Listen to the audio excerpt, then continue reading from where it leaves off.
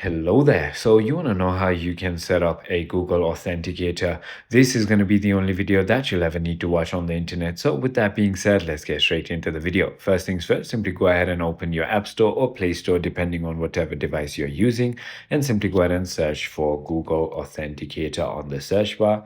Once you've done that, simply go ahead and click on this application, download and install it onto your device, and click on Open. For you, it's going to look something along the lines. Wait, let me just show it to you.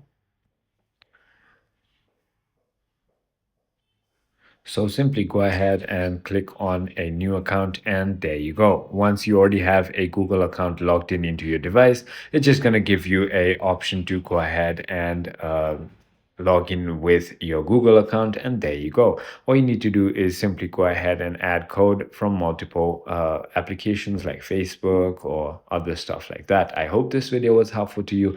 If it was, hit that like button, and